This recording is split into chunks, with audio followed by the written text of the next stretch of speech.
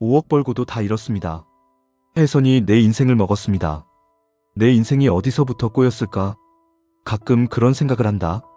대체 어디서부터 이렇게 엇나간 걸까? 처음엔 혜선이었다고 생각했지만 아니다.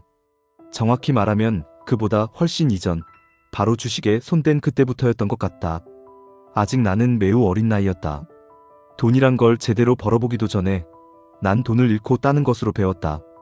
월급이라는 건 적금을 들고 저축해서 차곡차곡 쌓는 게 아니라 매매 자금이라는 이름으로 꼬라박는 용도였다.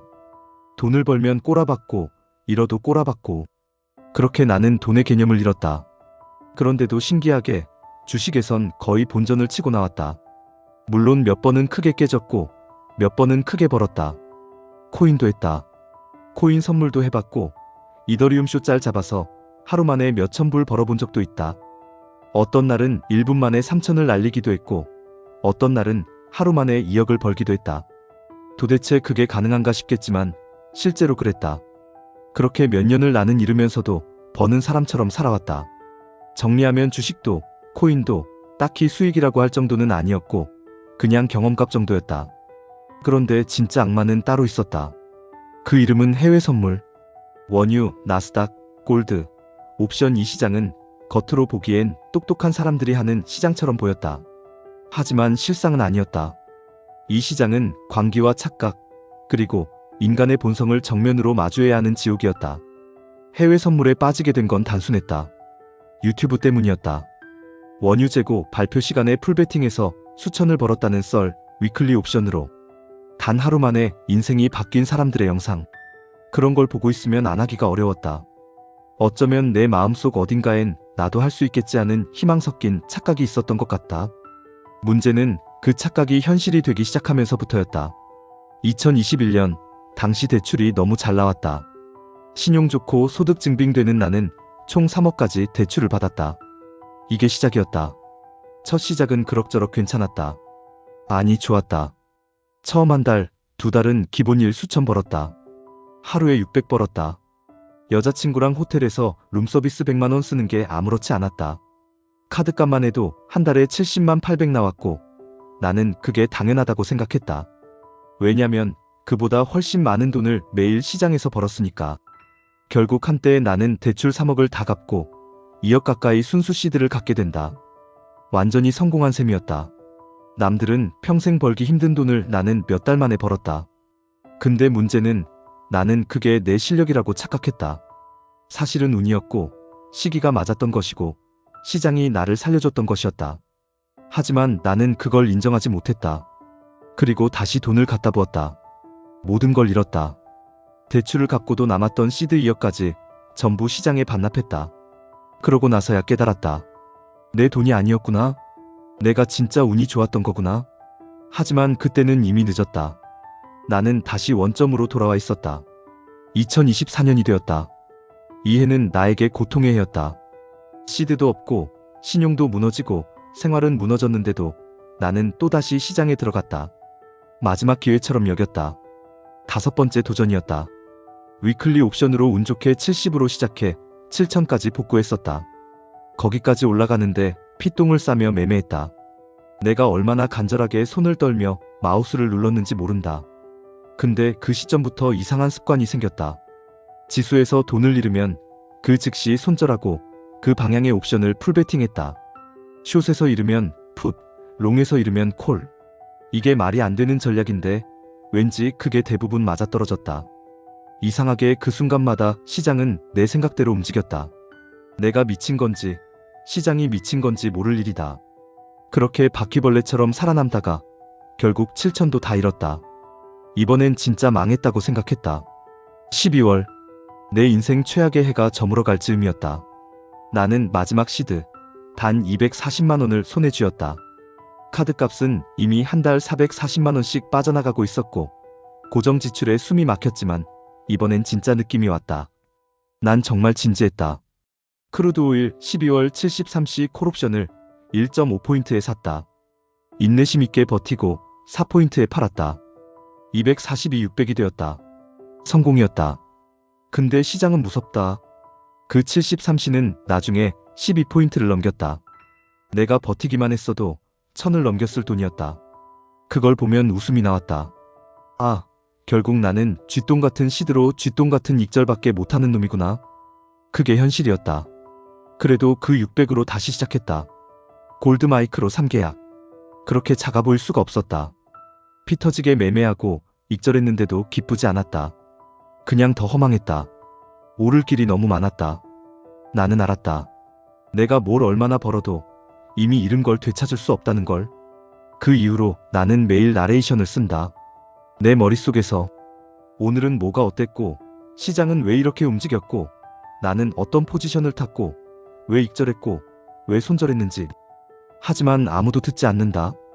그래서 이렇게 글을 쓴다. 누군가는 봐주겠지.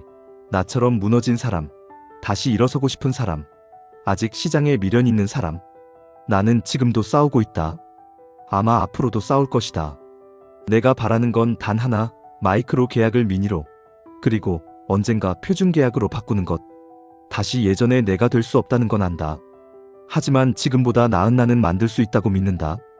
지금 포지션 하나 들고 있다. 위켄 나스닥. 롱 포지션. 개처 물렸다. 무섭다. 진짜 무섭다.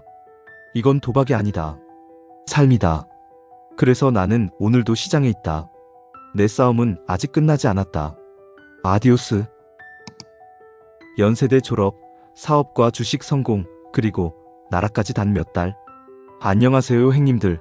94년생 평택신도입니다. 이 글을 쓰기까지 오래 걸렸습니다. 저는 평택님과 여기 많은 분들에게 거짓말을 했습니다. 매매를 잘하지도 못하면서 잘하는 척했습니다. 먼저 사과드립니다. 작년 양도소득세 2,300만원 납부했고 올해 2월까지 나무증권에서 10만 달러를 벌었던 것까지는 사실입니다. 그 외 나머지는 저의 허세, 나를 숨기기 위한 가면이었습니다. 훈수도 두었고 분석글도 썼지만 사실 그렇게라도 내가 살아있는 사람처럼 보이고 싶었던 것 같습니다.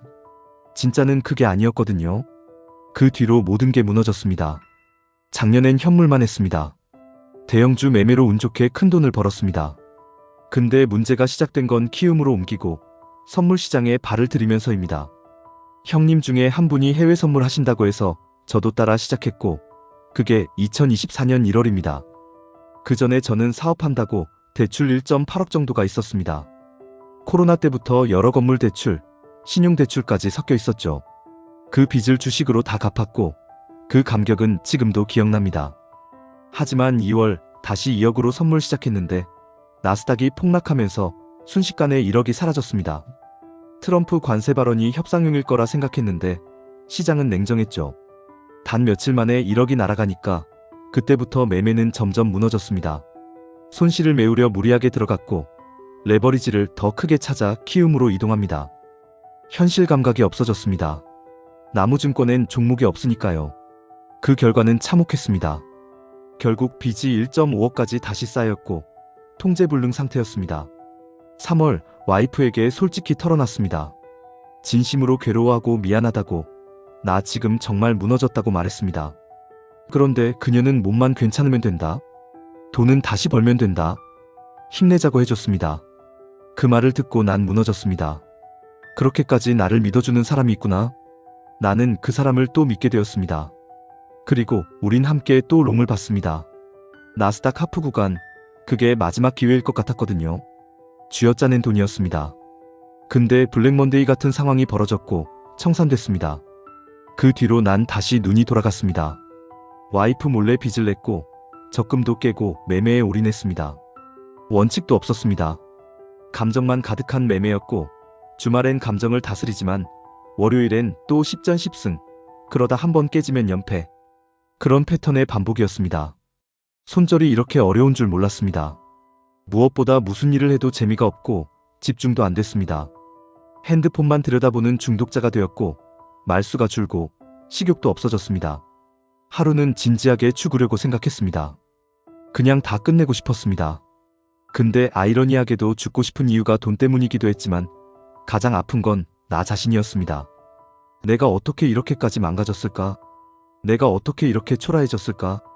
그리고 끝까지 나를 믿어준 단 한 사람, 내 와이프에게 모든 걸 망쳐버렸다는 죄책감. 그것이 나를 죽음보다 더 괴롭혔습니다. 머리로는 수십 번 죽는 시뮬레이션을 돌렸습니다. 고통 없이 죽는 법을 챗GPT에게 우회 질문하며 방법도 알아봤습니다. 하지만 마지막 순간에 그녀 얼굴이 자꾸 떠오르더군요. 천장을 보고 누워있는데 눈물이 멈추질 않았습니다. 죽는 게 무서운 게 아니었습니다. 그녀를 이 세상에 홀로 남겨두는 게 너무 무서웠습니다. 우린 거의 한 몸처럼 살아왔습니다. 그녀가 없으면 안 되는 사람이 되어버렸습니다. 그래서 결국 살기로 했습니다. 살고 싶었습니다. 다시 살고 싶습니다. 아직 내가 할 일이 있다고 느꼈습니다. 그래서 다시 일어나기로 했습니다. 현실은 냉정합니다. 당장 14일에 카드값 2천만 원이 나가야 하고 6월에는 양도소득세부가 세종소세까지 약 4천만 원이 밀려 있습니다. 당장 6천을 막아야 합니다. 전 재산은 2천만 원 남았습니다. 은행 대출은 안 됩니다. 다른 방법으로 정말 어떻게든 해보려고 합니다. 와이프는 아직 이 사실을 모릅니다. 아마 알면 또 담담하게 괜찮다고 하겠죠. 그래서 더 말을 못하겠습니다. 내가 망쳐놓은 세상에 그 사람까지 끌어들이고 싶지 않습니다. 이 글을 왜 쓰냐고요? 그냥 속 시원하게 울분을 털고 싶어서요. 현실에서 감정을 감춘 채 사니까 온라인에서만이라도 진짜 내 모습을 남겨보고 싶었습니다. 나 자신에게도 다짐을 남기고 싶었습니다. 누군가는 이 글을 보고 욕할 수도 있고 한심하다고 할 수도 있습니다. 맞습니다. 한심합니다. 바보 같고 무능력한 인간입니다. 하지만 동시에 누군가는 이 글을 보며 나도 저렇게 되면 안 되겠다 하거나 나만 그런 게 아니었구나 하고 위로받을 수도 있을 거라고 생각합니다. 그래서 씁니다. 전 반드시 5월부터 12월까지 빨간불로 만들 겁니다. 내 삶에, 내 계좌에, 내 마음에. 다시는 스스로에게 지지 않겠습니다. 죽을 만큼 간절하게 다시 시작하겠습니다. 예전처럼 시장을 바라보며 설레던 시절로 돌아가고 싶습니다. 단타가 즐겁고 분석이 재미있고 숫자가 희망처럼 느껴지던 그때로요. 나스닥이 2300을 넘기고 안착하면 나는 예전처럼 나스닥 롱만 칠 겁니다. 내 방식으로 다시 돌아가겠습니다. 평택님 매매 보며 용기도 얻고 내가 다시 살아갈 동력도 얻습니다. 나도 누군가에게 그런 존재가 되고 싶습니다. 그리고 무엇보다 나 스스로를 용서해주고 싶습니다. 와이프에게 미안한 마음도 내 젊음을 내가 태워버린 그 선택들도 언젠간 다 씻어낼 수 있었으면 좋겠습니다. 지금은 쓰레기처럼 느껴지지만 언젠가 스스로를 껴안아줄 수 있는 사람이 되고 싶습니다. 이 글을 여기까지 읽어주신 분들이 계신다면 진심으로 감사드립니다. 제 이야기를 시간 들여 봐주신 모든 분들께 이 글이 작은 의미라도 되었길 바랍니다. 그리고 마지막으로 나 자신에게 말해주고 싶습니다. 잘하고 있어. 아직 안 끝났어. 너는 다시 일어날 수 있어. 난 그렇게 믿는다. 평택신도 성장기는 지금부터다. 영상을 보시고 도움이 되셨다면 구독, 좋아요 눌러주시고 다양한 의견 남겨주세요.